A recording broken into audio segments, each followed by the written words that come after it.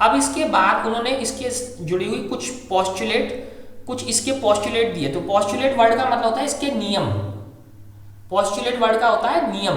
The postulates of this theory may be stated as follows. तो postulates यानी मतलब इसके पार्ट्स कह लो, इसके टुकड़े कह लो, तो इसको नियम कह लो। तो उन्होंने पोस्टुलेट्स जो है इसके ऐसे दिए अगले। ठीक है, अब हमें पोस्टुलेट्स को पढ़ते हैं, इसके पार्ट्स को, या इसे कैसे समझा जाए। All matter is made of very tiny particles called atom. तो पहला पोस्टुलेट क्या है, सारा का सारा मैटर, ऑल मैटर। तो ये आप लोग ये लिख लोगे डाल्टन्स एटॉमिक थ्योरी, और ये सारे के सारे पोस्टुलेट्स लिखोगे आप अपनी कॉपी में। All matter is made of very tiny particles called atom. तो क्या बोलते हैं उन्हें, atoms, which participate in chemical reactions. तो देखो दो बातें आई, सारा का सारा मैटर किससे बना है, मिलके एटम से, और यही एटम किस में पार्टिसिपेट करते हैं, केमिकल रिएक्शन में। एटम्स किस में पार्टिसिपेट करते हैं, केमिकल रिएक्शन में। वो सारा मैटर किससे मिलके बना है, एटम से। Second postulate, atoms are indivisible particles.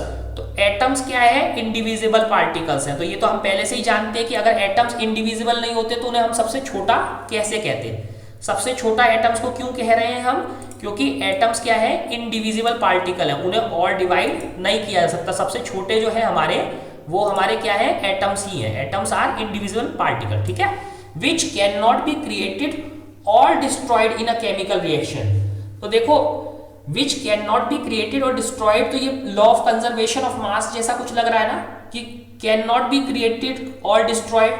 तो वैसे ही ये भी है, तो atoms can not be created और डिस्ट्रॉयड। इसका मतलब ये है कि एटम्स ना तो कोई बना सकता है, ना उसे तोड़ सकता है। किसमें, केमिकल रिएक्शन में। केमिकल रिएक्शन में ना तो एटम्स बनते हैं ना टूटते हैं, ठीक है।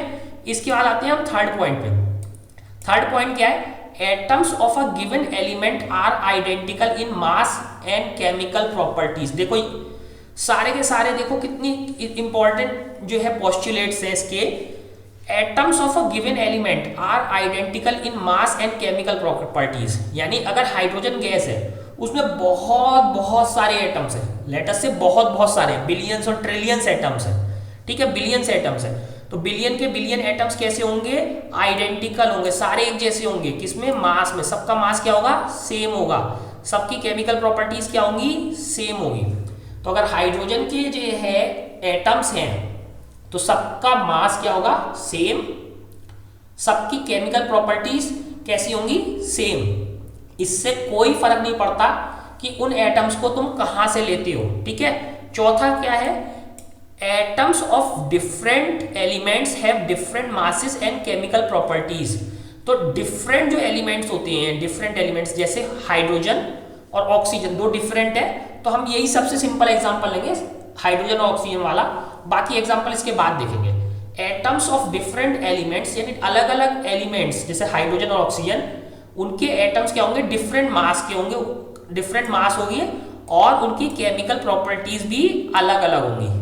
अलग अलग एलिमेंट्स के जो एटम्स होंगे, उनका जो मास होगा वो भी अलग अलग होगा, और उनकी केमिकल प्रॉपर्टीज भी क्या होंगी, अलग अलग, ठीक है। फिफ्थ पे आते हैं, atoms combine in the ratio of small whole numbers to form compounds. तो देखो ये वाला थोड़ा सा डिफिकल्ट है।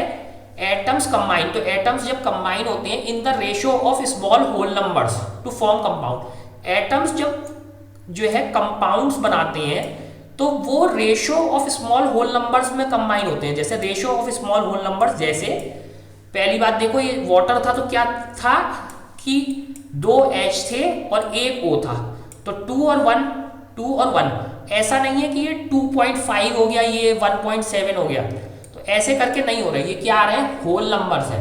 तो रेशो में, तो इनका रेशो अगर एटम्स के रेशो में देखोगे तो 2 तो हाइड्रोजन थी, ऑक्सीजन कितनी थी, 1, तो 2:1 के रेशो में ये कंबाइन हो रहे हैं। ऐसी CO2 को देखो, तो देखो C कितना है 1, O कितने हैं 2, तो ये 1:2 के रेशो में कंबाइन हो रहे हैं। ऐसी देखो एक तीसरा देखो H2SO4 था, तो कितने H है 2, कितने S है 1, और O कितने हैं 4। तो देखो सारे के सारे होल नंबर में कंबाइन हो रहे हैं। ऐसा नहीं है कि कोई 2.3 है, कोई 1.7 है, कोई 4.6 है। तो क्या हो रहा है, atoms combine in the ratio of small whole numbers. तो देखो स्मॉल होल नंबर्स में कंबाइन हो रहे हैं, नंबर भी देखो स्मॉल है, कोई बहुत बड़ा नंबर नहीं है, जैसे 99,000 तो छोटा ही नंबर है, 2, 1 और 4, यहाँ पे देखो 1 और 2, 2, 1। तो atoms combine in ratio of small whole numbers to form compounds. तो एटम से कंपाउंड्स बनते हैं, बट उन और एक छोटे होल नंबर के रेशियो में ही कंबाइन होते हैं, जैसे 2:1:4, ठीक है।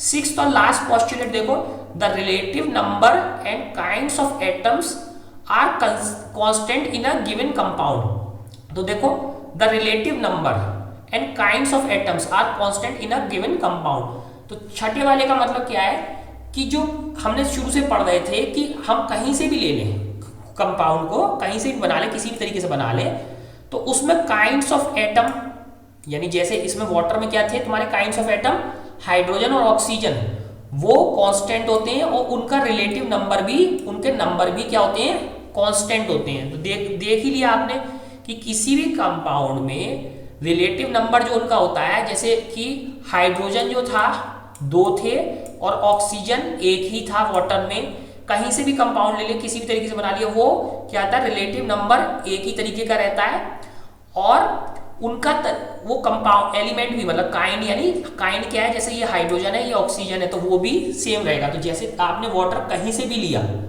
तो वो हाइड्रोजन और ऑक्सीजन से ही बनेगा और उसमें हाइड्रोजन और ऑक्सीजन का जो रिलेटिव नंबर होगा, रिलेटिव नंबर क्या है, 2 हाइड्रोजन 1 ऑक्सीजन, वो भी क्या रहेगा, हमारा कांस्टेंट रहेगा।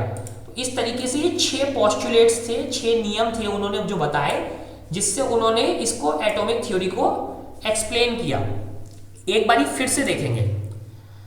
सबसे पहले तो डाल्टन्स एटॉमिक थ्योरी। तो सबसे पहली चीज क्या थी, all matter is made up of tiny particles called atom. सब चीज किससे मिलकर बनी है, टाइनी पार्टिकल, जिनका नाम है एटम। और एटम्स ही किसमें पार्ट लेते हैं, केमिकल रिएक्शंस में। Second, atoms are indivisible particles. तो इनको और छोटे पार्ट्स में नहीं तोड़ा जा सकता, ये लास्ट पार्ट है जो सबसे छोटे होते हैं। Which can not be created और destroyed in a chemical reaction. तो इन्हें केमिकल रिएक्शन में ना तो क्रिएट किया जा सकता है ना डिस्ट्रॉय। जैसे हाइड्रोजन और ऑक्सीजन 2 + 16 18 ही थी, तो 18 ही रहेगी, ना तो वो डिस्ट्रॉय हुई ना वो एक्स्ट्रा हुई, ठीक है। थर्ड क्या था, atoms of a given element are identical in mass and chemical properties. तो एक ही एलिमेंट के जो सारे के सारे एटम्स होंगे वो सारे के सारे मास में बराबर होंगे और उनकी केमिकल प्रॉपर्टीज भी एक ही जैसी होगी, सारे के सारे आइडेंटिकल होंगे, एक जैसे होंगे। फोर्थ प्रॉपर्टी क्या थी, atoms of different elements have different masses and chemical properties. अलग अलग एलिमेंट के जो एटम्स होंगे उनका मास भी डिफरेंट होगा और उनकी प्रॉपर्टीज भी क्या होंगी, डिफरेंट होंगी। फिफ्थ क्या था, atoms combine in ratio of small whole numbers to form compounds. तो एटम्स जो होते हैं स्मॉल होल नंबर्स के रेशियो में कंबाइन होते हैं, क्या बनाने के लिए, कंपाउंड्स बनाने के लिए। और सिक्स्थ और लास्ट है, the relative number and kinds of atoms are constant in a given compound. तो हम कंपाउंड, कोई सा भी कंपाउंड कहीं से भी ले लें तो उनका जो तरीका है, काइंड है, मतलब जो एटम्स हैं वो, और उनका रिलेटिव नंबर जैसे 2:1 वाटर में, वो हमेशा क्या रहेगा, कांस्टेंट और सेम ही रहेगा। तो इस तरीके से ही उन्होंने 6 पोस्टुलेट्स दिए। You will study in the next chapter that all atoms are made up of still smaller particles। तो नेक्स्ट चैप्टर में हम देखेंगे कि एटम्स और भी छोटे पार्टिकल से मिलके बने होते हैं, लेकिन वो अभी बाद की बात है। अभी फिलहाल आज से 250 साल पहले के हिसाब से, 200 साल पहले के हिसाब से जॉन डाल्टन की थ्योरी बहुत अच्छी है और इसे समझने के लिए आसान है। तो अभी हम इसी से शुरू करेंगे, ठीक है। तो जॉन डाल्टन की थ्योरी एटॉमिक थ्योरी है, इसको सब लोग नोट कर लेंगे। अब जो है इसके बाद की जो थ्योरी है वो है कि एटम जो होता है, एटम में और छोटे पार्टिकल होते हैं, जैसे यहाँ पे प्रोटॉन होता है और न्यूट्रॉन होता है, और बाहर क्या होता है, एटम के बाहर की तरफ इलेक्ट्रॉन होता है। तो ये और छोटे पार्टिकल हैं, बट मेन बात ये है कि ये अलग अलग नहीं रह सकते। प्रोटॉन, न्यूट्रॉन, इलेक्ट्रॉन अलग नहीं रह सकते। जो सबसे छोटी जो चीज अलग रह सकती है वो एटम ही है। इसीलिए डाल्टन की एटॉमिक थ्योरी आज भी पढ़ाई जाती है।